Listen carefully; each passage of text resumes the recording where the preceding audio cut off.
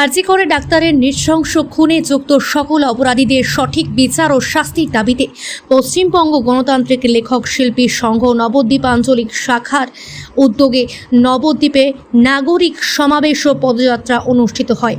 বৃহস্পতিবার বিকেলে নবদ্বীপ বুড়ো শিবতলা মোড়ে নাগরিক সমাবেশ অনুষ্ঠিত হয়।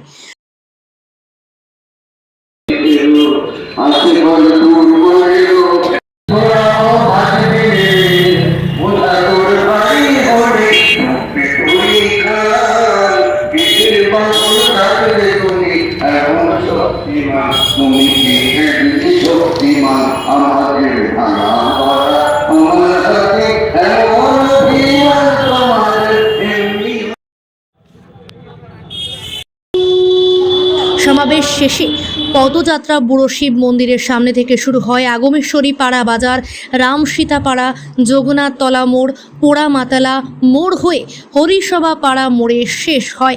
নাগরিক সমাবেশে সাংস্কৃতিক কর্মীরা বলেন, আরজিকর হাসপাতালে যে নৃশংস ঘটনা ঘটেছে তার বিরুদ্ধে লড়াই চলবে।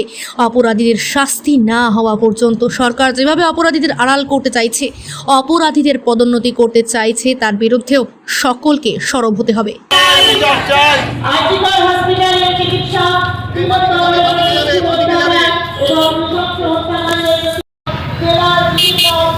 সাংস্কৃতিক কর্মীরা পশ্চিমবঙ্গ গণতান্ত্রিক লেখক শিল্পী সংঘের একজন নেতৃত্বে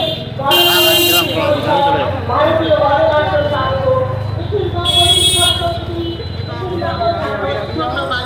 আমাদের সঙ্গে থাকুন। We want justice, justice, justice. We want justice, justice, justice. We want justice, justice, justice. We want justice, justice, justice.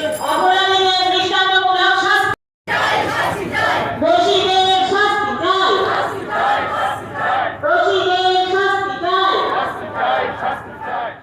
নির্মূল করা যায়। আমাদের আবেদন, এই দাবিতে আপনারাও আমাদের সঙ্গে থাকুন। Justice, justice, justice. We want justice, justice, justice. We want justice, justice, justice. We want justice, justice, justice. লোককণ্ঠে একই স্বর, আরজিকর, আরজিকর। লোককণ্ঠে একই স্বর, আরজিকর, আরজিকর। লোককণ্ঠে একই স্বর, আরজিকর, আরজিকর।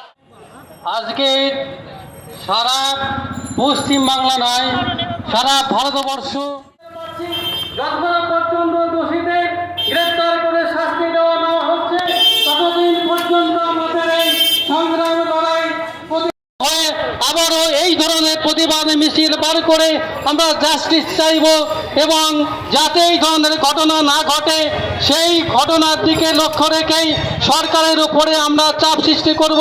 এই কটি কথা বলে আমি আমার সংক্ষিপ্ত বক্তব্য এখানেই শেষ করছি। সকলকে ধন্যবাদ এবং শুভেচ্ছা জানিয়ে পশ্চিমবঙ্গের যে বদনাম, বিভিন্ন কারণে আমরা বিকৃত হচ্ছি, সেইগুলোকে অপসারিত করি। আমরা বিক্ষোভ জানাই, আমরা প্রতিবাদ জানাই।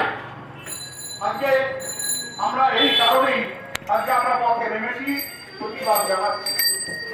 আপনারা আমাদের সাথে যুক্ত হন, আপনাদের কণ্ঠ, প্রতিবাদের কণ্ঠ দিকে দিকে ছড়িয়ে দিন।